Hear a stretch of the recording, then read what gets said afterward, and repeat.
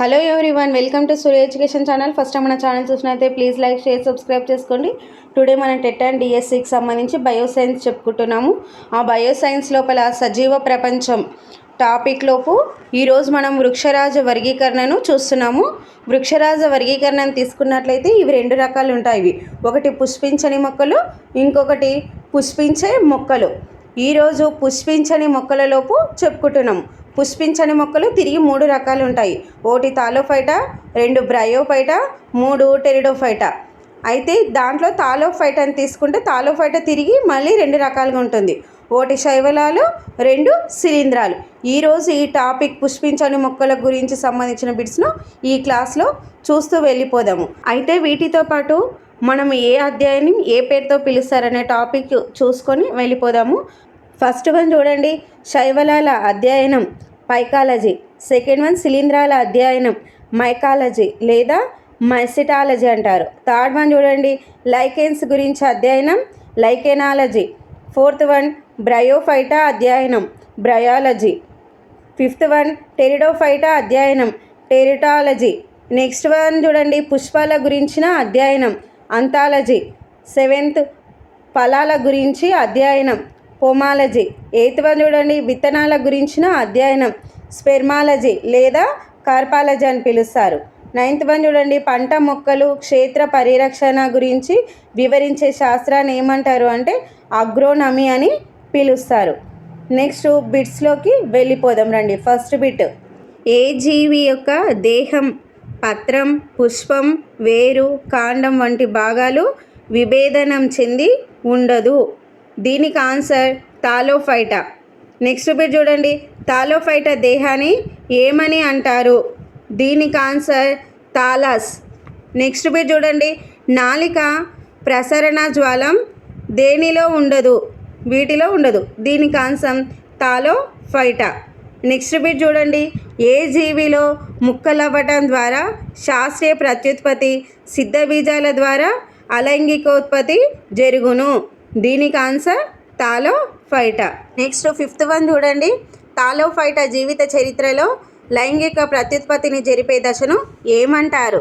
దీనికి ఆన్సర్ సంయోగ బీజ దశ అంటారు. నెక్స్ట్ సిక్స్త్ వన్ చూడండి, నీటి ఆవాసాలలో పెరిగే ప్రాథమిక ఉత్పత్తిదారులు ఏవి? దీనికి ఆన్సర్ శైవలాలు. నెక్స్ట్ బిట్ చూడండి, సముద్రాలలో పెరిగే పెద్ద శైవలాలను ఏమంటారు? దీనికి ఆన్సర్ సముద్రపు కలుపు మొక్కలు లేదా కెల్ఫులు అని పిలవడం జరుగుతుంది. నెక్స్ట్ బిట్ చూడండి, సముద్రపు కలుపు మొక్క నుండి అధిక పరిమాణంలో ఏమి లభిస్తుంది? దీనికి ఆన్సర్ అయోడిన్. నెక్స్ట్ వన్ చూడండి, రంగులను ఉత్పత్తి చేసే సముద్ర శైవలాలను ఏమని పిలుస్తారు?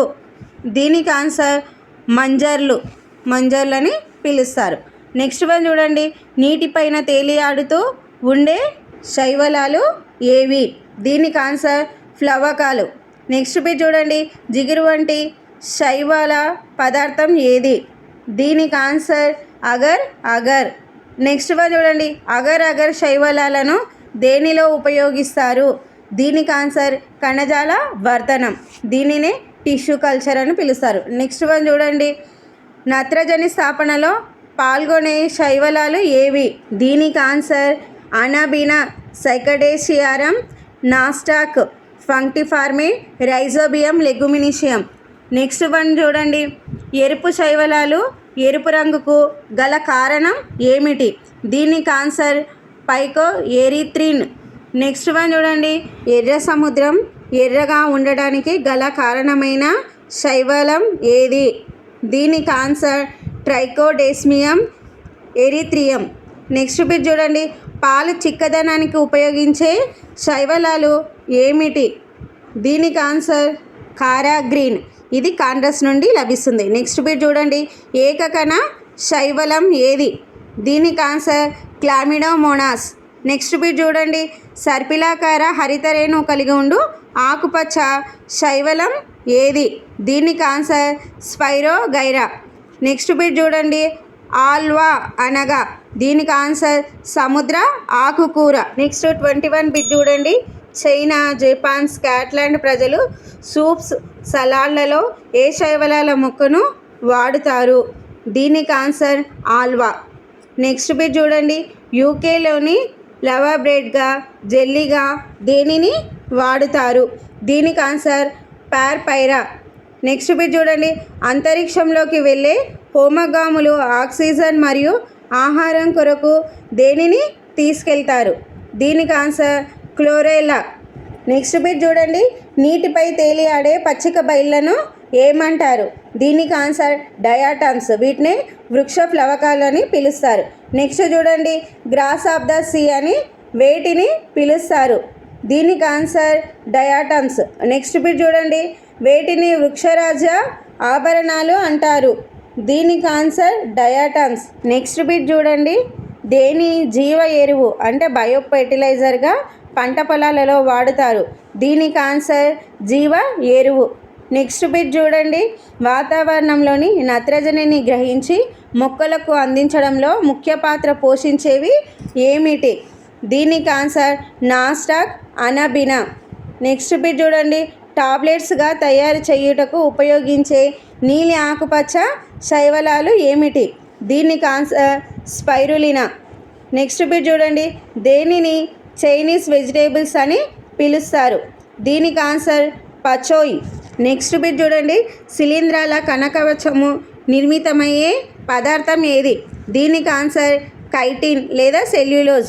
నెక్స్ట్ బిట్ చూడండి, శిలీంధ్ర తంతువులకు గల పేరు ఏమిటి? దీనికి ఆన్సర్ హైపే. నెక్స్ట్ వన్ చూడండి, శిలీంధ్రాలలో నిలువ ఆహార పదార్థం ఏమిటి? దీనికి ఆన్సర్ గ్లైకోజన్. నెక్స్ట్ బిట్ చూడండి, బెంగాల్ క్షామం అనగా ఏమి? దీనికి ఆన్సర్ వరి పంటకు నష్టం కలగడం వల్ల అలా పిలుస్తారు. నెక్స్ట్ బిట్ చూడండి, ఐర్లాండ్ దేశంలో బంగాళాదుంపల పైన దాడి చేసిన శిలీంధ్రం ఏమిటి? దీనికి ఆన్సర్ ఫైటాస్పోరా ఇన్ఫెస్టన్స్ అనే శిలీంధ్రం దాడి చేసి అపార నష్టం చేసింది. అందుకే 1854లో ఐర్లాండ్ను ఐర్లాండ్ క్షామం అని పిలవడం జరిగింది.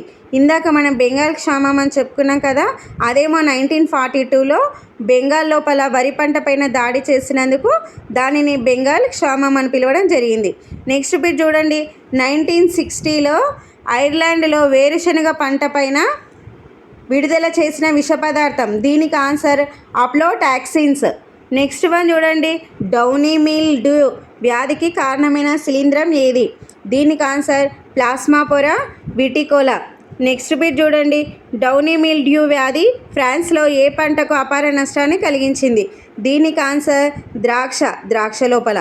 ఇది డౌనీ మిల్డ్యూ వ్యాధి అంటే ఆకు కింద నూగు లాంటి తెల్లని పదార్థం అన్నమాట. ద్రాక్ష తోటకు వచ్చి నష్టం కలిగిస్తుంటుంది. నెక్స్ట్ బిట్ చూడండి, విటమిన్లు, యాంటీబయాటిక్స్, ఆర్గానిక్ యాక్సైడ్లు, ఆల్కహాల్ తయారీలో దేనిని ఉపయోగిస్తారు? దీనికి ఆన్సర్ శిలీంధ్రాలు.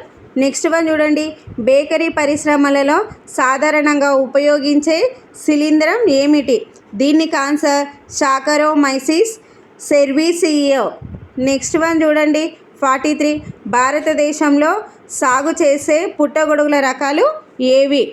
దీనికి ఆన్సర్ ముత్యపు చిప్ప, వరిగడ్డి పుట్టగొడుగులు. నెక్స్ట్ బిట్ చూడండి, విషపూరిత పుట్టగొడుగులు ఏవి? దీనికి ఆన్సర్ అమానిటా ప్రజాపతులు.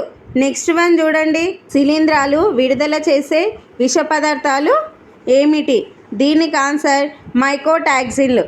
నెక్స్ట్ 46 చూడండి, శిలీంధ్ర వ్యాధులు నివారించుటకు ఎక్కువగా ఉపయోగించే రసాయన పదార్థం ఏమిటి? దీనికి ఆన్సర్ బోర్డాక్స్ బోర్డు మిశ్రమం. అప్లోటాక్సిన్స్ను తిని సుమారు 1,00,000 బాతు పిల్లలు చనిపోవుటకు కారణమైన శిలీంధ్రం ఏది? దీనికి ఆస్పర్జిల్లస్ ఫ్లవర్స్. అయితే ఈ ఆప్లోటాక్సిన్ అనేది 1960లో ఐర్లాండ్లో వేరుశనగ పంట పైన శిలీంధ్రాలు విడుదల చేసిన విష పదార్థం అన్నమాట. ఈ పదార్థాన్ని 1,00,000 బాతు పిల్లలు తినడం వలన అవి చనిపోయిందనమాట. కారణమైన శిలీంధ్రం పేరు ఏమిటి అంటే ఆస్పర్జిల్లస్ ఫ్లవర్స్. నెక్స్ట్ బిట్ చూడండి, శిలీంధ్రాలు ఉన్నతి జాతి మొక్కలలో జరిపే సహజీవన నిర్మాణాలను ఏమి అంటారు? దీనికి ఆన్సర్ శిలీంధ్ర మూలాలు. నెక్స్ట్ బిట్ చూడండి, ప్రయోగశాల కలుపుమోగా పిలువబడే శిలీంధ్రం ఏది? దీనికి ఆన్సర్ అప్సర్జిల్లస్.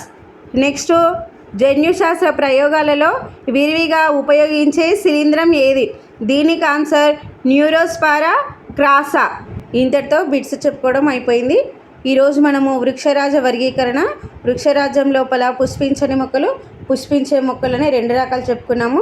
దాంట్లో పుష్పించని మొక్కలు అవి 3 రకాలు. ఒకటి థాలోఫైటా, బ్రయోఫైటా, టెరిడోఫైటా.